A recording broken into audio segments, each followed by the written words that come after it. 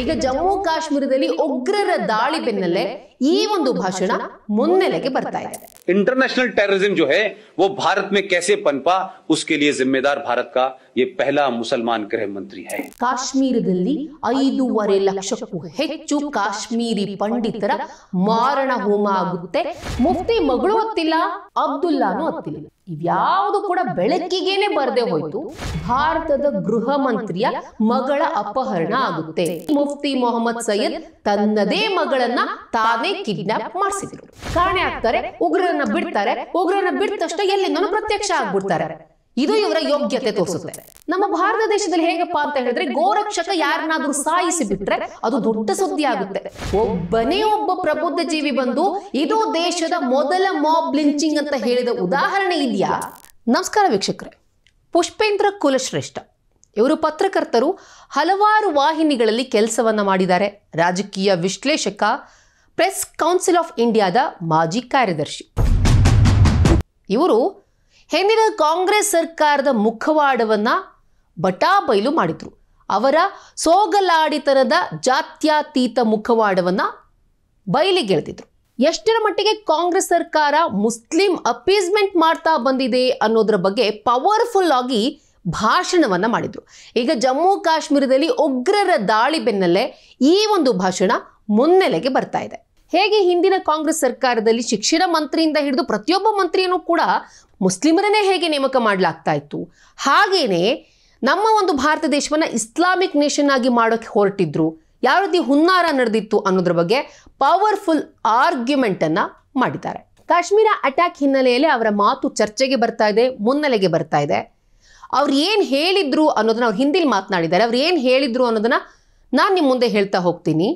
ಮಾತು ಅವರದ್ದು, ಧ್ವನಿ ನಂದು. ಒಂದು ಆರೋಪ ಇದೆ, ಭಾರತದ ಪೊಲೀಸ್ ಆಗಿರ್ಬೋದು, ರಾಜಕೀಯ ವ್ಯವಸ್ಥೆ ಆಗಿರ್ಬೋದು, ಸರ್ಕಾರ ಆಗಿರ್ಬೋದು, ಇವರು ಮುಸ್ಲಿಮರನ್ನ ಗೃಹ ಮಂತ್ರಿಯನ್ನಾಗಿ ನೇಮಕ ಮಾಡಲ್ಲ ಅಂತ. ಯಾಕಂದ್ರೆ ಎಲ್ಲಾದ್ರೂ ದ್ರೋಹ ಎಸಗ್ಬಿಟ್ರೆ ಅನ್ನೋ ಭಯ ಆಗುತ್ತೆ. ಆದರೆ ಇದಕ್ಕೆ ಅಪವಾದ ಎಂಬಂತೆ ಡಿಸೆಂಬರ್ 8, 1989ರಲ್ಲಿ ಭಾರತದ ಮೊಟ್ಟ ಮೊದಲ ಮುಸ್ಲಿಂ ಗೃಹ ಮಂತ್ರಿಯನ್ನ ನೇಮಕ ಮಾಡಲಾಯಿತು. 1989 में वीपी सिंह की सरकार में भारत का पहला मुसलमान गृह मंत्री बना 8 दिसंबर 1989 को 89 को. ಅವರ ಹೆಸರು ಮುಫ್ತಿ ಮೊಹಮ್ಮದ್ ಸೈಯದ್. ಮುಫ್ತಿ ಮೊಹಮ್ಮದ್ ಸೈಯದ್ ಡಿಸೆಂಬರ್ 8, 1989ಗೆ ಗೃಹ ಮಂತ್ರಿಯಾಗಿ ಪ್ರಮಾಣ ವಚನವನ್ನು ಸ್ವೀಕರಿಸ್ತಾರೆ. ಅದಾದ ಒಂದು ತಿಂಗಳಿಗೆ ನೆಕ್ಸ್ಟ್ ಮಂತ್ ಜನವರಿ ಅಷ್ಟೊತ್ತಿಗೆ ಕಾಶ್ಮೀರದಲ್ಲಿ 5.5 ಲಕ್ಷಕ್ಕೂ ಹೆಚ್ಚು ಕಾಶ್ಮೀರಿ ಪಂಡಿತರ ಮಾರಣ ಹೋಮ ಆಗುತ್ತೆ, ನರಮೇಧ ಆಗುತ್ತೆ. ಹೆಣ್ಣು ಮಕ್ಕಳ ಮೇಲೆ ಅತ್ಯಾಚಾರವನ್ನು ಎಸಗ್ತಾರೆ ಉಗ್ರರು. ಮಕ್ಕಳು ಅಂತಾನು ನೋಡದೆ ಅವರನ್ನ ಮೇಲಕ್ಕೆ ಎಸೆದು ಅವ್ರನ್ನ ಹತ್ಯೆ ಮಾಡಲಾಗುತ್ತೆ. टीपालाल टकरू उनके सबसे बड़े इंटेलेक्चुअल थे, बहुत बड़े थे. उनका जब सड़क पे मर्डर किया गया तो मोटरसाइकिल घुमा रहे थे उसके पीछे चारों तरफ और कह रहे थे कि किसी ने इस काफिर को पानी दिया तो उसको भी हम नहीं छोड़ेंगे. ಮುಫ್ತಿ ಮಗಳು ಹೊತ್ತಿಲ್ಲ, ಅಬ್ದುಲ್ಲಾನು ಹೊತ್ತಿಲ್ಲ. ಇವ್ಯಾವುದು ಕೂಡ ಬೆಳಕಿಗೇನೆ ಬರದೆ ಹೋಯ್ತು. ಈ ವಿಚಾರಗಳು ಇವತ್ತು ಭಾರತದಲ್ಲಿ ಅಪ್ರಸ್ತುತ. ಇದ್ರ ಬಗ್ಗೆ ಮಾತೇ ಯಾರು ಆಡ್ತಿಲ್ಲ. ಇದು ಕೋ ಇನ್ಸಿಡೆನ್ಸ್ ಅಂತೂ ಅಲ್ವೇ ಅಲ್ಲ ವೀಕ್ಷಕರೇ. ಇದೇ ಟೈಮ್ನಲ್ಲೇ ಭಾರತದ ಗೃಹ ಮಂತ್ರಿಯ ಮಗಳ ಅಪಹರಣ ಆಗುತ್ತೆ. ಮುಫ್ತಿ ಮೊಹಮ್ಮದ್ ಸೈಯದ್ ಅವರ ಮಗಳನ್ನ ಕಿಡ್ನಾಪ್ ಮಾಡಲಾಗುತ್ತೆ. ಈ ಬಗ್ಗೆ ನೀವು ವಿದೇಶಿ ಪತ್ರಕರ್ತರನ್ನ ಹೋಗಿ ಕೇಳಿ, ಯಾಕಂದ್ರೆ ಭಾರತದವರು ಇದನ್ನು ನಂಬೋದಿಲ್ಲ. ಎಷ್ಟರ ಮಟ್ಟಿಗೆ ಇದು ಅಚ್ಚರಿ ವಿಚಾರ ಏನಪ್ಪಾ ಅಂತ ಅಂದ್ರೆ, ಆ ಗೃಹ ಮಂತ್ರಿ ಮುಫ್ತಿ ಮೊಹಮ್ಮದ್ ಸೈಯದ್ ತನ್ನದೇ ಮಗಳನ್ನ ತಾನೇ ಕಿಡ್ನಾಪ್ ಮಾಡಿಸಿದ್ರು. उसका कमिटमेंट देखिए अपने आतंकवाद के प्रति, अपने धर्म के प्रति, अपने एजेंडे के प्रति. देश के गृह मंत्री ने अपनी बेटी का अपहरण कराया, वो तो घर में थी. ಆಕೆನ ಕಾಪಾಡೋದಕ್ಕೆ ನೀವು ಅದರ ಬದಲಿಗೆ 4 ಜನ ಭಯೋತ್ಪಾದಕರನ್ನ ಬಿಟ್ರಿ. ವಿಪರ್ಯಾಸ ನೋಡಿ, ಆಕೆ ಎಲ್ಲೂ ಕಿಡ್ನಾಪ್ ಆಗಿರ್ಲಿಲ್ಲ, ಮನೆಯಲ್ಲೇ ಸುರಕ್ಷಿತವಾಗಿದ್ಲು. ಮನೆ ಬೆಡ್ ಕೆಳಗಡೆನೆ ಆರಾಮಾಗಿ ಮಲ್ಕೊಂಡಿದ್ಲು. ಇವೆಲ್ಲವೂ ಕೂಡ ಬಚ್ಚಿಟ್ಟ ವಿಚಾರವೇನಲ್ಲ.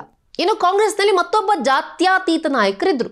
ಅವರ ಹೆಸರು ಗುಲಾಂ ನಬಿ ಆಜಾದ್. ಆಗ ರಾಜ್ಯಸಭೆಯ ಪ್ರತಿಪಕ್ಷ ನಾಯಕರಾಗಿದ್ದವರು. ಇವರು ಇಸ್ಲಾಂನಿಂದ ಸ್ವತಂತ್ರ ಹೊಂದಿದಾರೋ ಅಥವಾ ನಬಿಯ ಗುಲಾಮರೋ, ಕಾಂಗ್ರೆಸ್ನಿಂದ ಆಜಾದಿ ಹೊಂದಿದಾರೋ ಗೊತ್ತಿಲ್ಲ. ಅವರ ಮನೆಯಲ್ಲೂ ಕೂಡ ಅವರ ಸೋದರನ ಮಗ ಇದ್ದಕ್ಕಿದ್ದಂತೆ ಕಾಣೆ ಆಗ್ಬಿಟ್ಟ. ಅದರ ಬೆನ್ನಲ್ಲೇ 27 ಜನ ಉಗ್ರರನ್ನ ನೀವು ರಿಲೀಸ್ ಮಾಡಿದ್ರಿ. ಆಶ್ಚರ್ಯ ನೋಡಿ, ಅದೇ ದಿನ ಸಂಜೆ ಅವನು ಪ್ರತ್ಯಕ್ಷ ಆದ. गुलाम नबी आजाद. अब ये मुझे पता नहीं है कि वो इस्लाम से आजाद हैं कि नबी के गुलाम हैं, या नबी के गुलाम हैं कांग्रेस से आजाद हैं, ये मुझे पता नहीं है. उनके घर में भी उनका एक भतीजा गायब हो गया। ಮತ್ತೊಬ್ರು ಸೈಫುದ್ದೀನ್, ಇವರ ಅಣ್ಣನ ಮಗಳು ಕೂಡ ಇದೇ ರೀತಿ ಕಾಣೆ ಆಗ್ತಾಳೆ. ಇವಳ ಕಾಣೆಯಾದ ಬೆನ್ನಲ್ಲೇ ಅದೇ ರಾಗ 7 ಜನ ಉಗ್ರರನ್ನ ಬಿಡಲಾಗುತ್ತೆ. ನೋಡಿ ಹೇಗಿದೆ ಪ್ಯಾಟರ್ನ್, ಇವನ ಅಜೆಂಡಾ ನೋಡಿ. ಕಾಣೆ ಆಗ್ತಾರೆ, ಉಗ್ರರನ್ನ ಬಿಡ್ತಾರೆ, ಉಗ್ರರನ್ನ ಬಿಟ್ಟ ತಕ್ಷಣ ಎಲ್ಲಿಂದನೂ ಪ್ರತ್ಯಕ್ಷ ಆಗ್ಬಿಡ್ತಾರೆ. ಇದು ಇವರ ಯೋಗ್ಯತೆ ತೋರಿಸುತ್ತೆ. तो पहला इस देश के अंदर अगर हम ये कहें कि इंटरनेशनल टेररिज्म जो है वो भारत में कैसे पनपा, उसके लिए जिम्मेदार भारत का ये पहला मुसलमान गृह मंत्री है. ನಮ್ಮಲ್ಲಿ ಈ ರೀತಿ ಅಂತಾರಾಷ್ಟ್ರೀಯ ಭಯೋತ್ಪಾದನೆಗೆ ಕಾರಣವೇ ನಮ್ಮ ದೇಶದ ಮೊದಲ ಗೃಹ ಮಂತ್ರಿ. ಮೋದಿ ಸರ್ಕಾರದಲ್ಲಿ ಯಾವ್ದಾದ್ರು ಘಟನೆ ಆಗ್ಬಿಡ್ತು ಅಂತ ಅಂದ್ರೆ ಅದು ಜಾಗತಿಕ ಮಟ್ಟದಲ್ಲಿ ದೊಡ್ಡ ಮಟ್ಟದಲ್ಲಿ ಸುದ್ದಿ ಆಗುತ್ತೆ. ಆದ್ರೆ ಹಿಂದೆ ಕಾಶ್ಮೀರಿ ಪಂಡಿತರ ಮಾರಣ ಹೋಮ ಆಯ್ತಲ್ಲ, ಒಬ್ರು ಕೂಡ ತುಟಿಕ್ ಪಿಟಿಕ್ ಅಂತ ಹೇಳಿಲ್ಲ. ಪಾಕಿಸ್ತಾನದ ಮುಸ್ಲಿಮರನ್ನ ವಾಪಸ್ ಅವ್ರ ದೇಶಕ್ಕೆ ಕಳಿಸ್ತಿದ್ದಾರೆ, ಕೆಲವರು ತಡ್ಕೊಳಕ್ಕಾಗ್ತಾ ಇಲ್ಲ, ಕೆಲವರು ಪ್ರತಿಭಟನೆ ಕೂಡ ಮಾಡಿದ್ರು. ಆದರೆ ನಮ್ಮದೇ ದೇಶದಲ್ಲಿ ನಮ್ಮದೇ ಕಾಶ್ಮೀರಿ ಪಂಡಿತರು ಇವತ್ತು ಅನಾಥವಾಗಿದ್ದಾರೆ. ದಿಲ್ಲಿಯ ಬೀದಿಗಳಲ್ಲಿ ಜೀವನ ನಡೆಸ್ತಿದ್ದಾರೆ. ಅವರ ಬದುಕು ಮೂರಾ ಬಟ್ಟೆ ಆಗಿದೆ. ಯಾರೋ ಬೀಡಿ ಅಂಗಡಿ ಇಟ್ಕೊಂಡಿದ್ದಾರೆ, ಯಾರೋ ಬೀಡ ಅಂಗಡಿ ಇಟ್ಕೊಂಡಿದ್ದಾರೆ, ಶೂ ಪಾಲಿಶ್ ಮಾಡ್ತಿದ್ದಾರೆ, ಜೀವನ ನಡೆಸೋದಕ್ಕಾಗದೆ ಅತಂತ್ರವಾಗಿದ್ದಾರೆ. ನಮ್ಮದೇ ದೇಶ ಕಾಶ್ಮೀರದಲ್ಲಿ ಸುಖವಾಗಿ ವಾಸವಾಗಿದ್ದ ಅವರನ್ನ ಅಲ್ಲಿಂದ ಓಡಿಸಿದ್ದು ಉಗ್ರರು. ಆದರೆ ಅವ್ರ ಬಗ್ಗೆ ಯಾರು ಮಾತಾಡ್ತಾ ಇಲ್ಲ. ಶರಣಾರ್ಥಿಗಳಾಗಿದ್ದಾರೆ ಅವರು ಅಕ್ಷರಶಃ. ಇವಾಗ ಕೆಲವರು ತಮ್ಮ ಜೀವ ಉಳಿಸ್ಕೊಳ್ಳೋದಕ್ಕೆ ದೇಶದ ಬೇರೆ ಬೇರೆ ರಾಜ್ಯಗಳಿಗೆ ಓಡಿ ಹೋದ್ರು. ಆದರೆ ಈ ವಿಚಾರಕ್ಕೆ ಸಂಬಂಧಪಟ್ಟಂತೆ ನಮ್ಮ ದೇಶದಲ್ಲಿ ಒಂದೇ ಒಂದು ಹೋರಾಟ ಆಗಿಲ್ಲ, ಪ್ರತಿಭಟನೆ ಆಗಿಲ್ಲ. ಇದನ್ನು ಯಾರೂ ಕೂಡ ವಿರೋಧಿಸಲಿಲ್ಲ, ಆಕ್ರೋಶ ಕೂಡ ಭುಗಿಲೆದ್ದಿಲ್ಲ.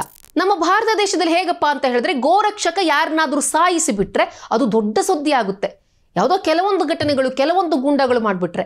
ಈ ರೀತಿ ಮಾಡಿದಾಗ ಪ್ರಧಾನಮಂತ್ರಿಯವರು ಹೇಳ್ತಾರೆ, ಇವರ ಗೂಂಡಾಗಳು ಅವ್ರನ್ನ ಹಿಡಿಬೇಕು, ಅರೆಸ್ಟ್ ಮಾಡಬೇಕು, ಅವ್ರ ಮೇಲೆ ಕೇಸ್ ಆಗಬೇಕು ಅಂತ ಹೇಳಿ ಘೋಷಣೆ ಮಾಡ್ತಾರೆ. ಇದು ಯಾವುದೇ ಧರ್ಮಕ್ಕೂ ಕೂಡ ಸಂಬಂಧಿಸಿದಂತಹ ಘಟನೆ ಅಲ್ಲ. We will not accept this lynching ಅನ್ನೋ ಹೆಡ್ಲೈನ್ ಬೇರೆ ರಾರಾಜಿಸ್ತಿತ್ತು. इसी हिंदुस्तान के अंदर 1984 में दिल्ली के अंदर लुटियन दिल्ली में वहां 3,500 सिखों को दौड़ा कर मारा. ಈಗ ಮಾಬ್ ಲಿಂಚಿಂಗ್ ಅಂತಿದಾರಲ್ಲ, ಸಿಖ್ಖರನ್ನ ಅಟ್ಟಾಡಿಸಿಕೊಂಡು ನಡು ಬೀದಿಗಳಲ್ಲಿ ಅವ್ರನ್ನ ಕೊಚ್ಚಿ ಕೊಲೆ ಮಾಡಲಾಯಿತು. ಅವರಿರುವಂತಹ ಬಾಕ್ಸ್ಗಳಲ್ಲಿ ಬೆಂಕಿ ಹಚ್ಚಿ ಅವ್ರನ್ನ ಸಾಯಿಸಲಾಯಿತು. ಚಿಕ್ಕ ಮಕ್ಕಳು ಅಂತಾನು ನೋಡದೆ ಅವರನ್ನೂ ಕೂಡ ಹತ್ಯೆ ಮಾಡಲಾಯಿತು. ಒಬ್ಬನೇ ಒಬ್ಬ ಪ್ರಬುದ್ಧ ಜೀವಿ ಬಂದು ಇದು ದೇಶದ ಮೊದಲ ಮಾಬ್ ಲಿಂಚಿಂಗ್ ಅಂತ ಹೇಳಿದ ಉದಾಹರಣೆ ಇದೆಯಾ? 3.5 लाख और 5 लाख कश्मीरी हिंदू पंडितों के साथ किया, वो मॉब लिंचिंग नहीं थी. ಭಾರತದ ಸೇನೆಗೆ ಕೆಲವರು ಡೈರೆಕ್ಷನ್ ಕೊಡ್ತಾರೆ. ಸೋಗಲಾಡಿತನದ ಜಾತ್ಯತೀತತೆಯ ಮುಖವಾಡವನ್ನು ಹೊತ್ತವರು ಏನಂತಾರೆ ಅಂತ ಹೇಳಿದ್ರೆ, ನೀವು ಉಗ್ರರ ಜೊತೆ ಹೋರಾಡ್ತಿರ್ಬೇಕಾದ್ರೆ ಹಿಂದ್ಗಡೆಯಿಂದ ನಿಮ್ಮ ಮೇಲೆ ಯಾರು ಕಲ್ಲೆಸಿತಾರಲ್ಲ ಅವ್ರ ಮೇಲೆ ನೀವು ಗುಂಡಿನ ಪ್ರಯೋಗವನ್ನ ಮಾಡಬಾರ್ದಂತೆ, ಪ್ಲಾಸ್ಟಿಕ್ ಬುಲೆಟ್ ಅನ್ನ ಬಳಸ್ಬೇಕಂತೆ. ಒಬ್ಬ ಸೈನಿಕ ಉಗ್ರನ ಜೊತೆ ಕಾದಾಡ್ತಿರುವಾಗ ಅವರ ಮುಖ ಆ ಕಡೆ ಇರುತ್ತೆ. ಈ ಬುದ್ಧಿಜೀವಿಗಳು ಹೇಳೋ ಪ್ರಕಾರವೇ ಕಲ್ಯಾರು ಹೊಡ್ತಿದ್ರೆ ಹಿಂದ್ಗಡೆ ತಿರುಗಿಬಿಟ್ಟು ಪ್ಲಾಸ್ಟಿಕ್ ಬುಲೆಟ್ ಹಾಕೋಗಿ ಸಾಧ್ಯನಾ? ಈ ರೀತಿ ಸಾಧ್ಯ ಇಲ್ಲ ಅಂದಾಗ ಅದು ಕೂಡ ಒಂದು ಸೊಲ್ಯೂಷನ್ ಇರುತ್ತೆ. ಅವ್ರ ಮೇಲೆ ಬಿಸಿ ನೀರು ಹಾಕಿ. ಏನ್ರಿ ಮಾತಾಡ್ತೀರಾ ನೀವು? ಅಂತಹ ಬೆಟ್ಟ ಗುಡ್ಡ ಗಾಡುಗಳಲ್ಲಿ ಅವರು KG ಗಟ್ಟಲೆ ಎಲ್ಲ ಇಕ್ವಿಪ್ಮೆಂಟ್ಸ್ನ ಒಯ್ಯೋದ್ರ ಜೊತೆಗೆ ಬಿಸಿ ನೀರು ಕೂಡ ಒಯ್ಬೇಕಾ? ತರ್ಕ ಇಲ್ಲದ ಬುದ್ಧಿ ಮಾತನ್ನು ಹೇಳೋಕೆ ಹೊರಟಿದ್ದೀರಾ. ಹೇಗೆ ಕುಲಶ್ರೇಷ್ಠ ಅವರು ಎಳೆಯಾಗಿ ಕಾಂಗ್ರೆಸ್ ಸರ್ಕಾರದ ಮುಸ್ಲಿಂ ಅಪೀಸ್ಮೆಂಟ್ನ ಬಯಲಿಗೆಳೆದಿದ್ದಾರೆ.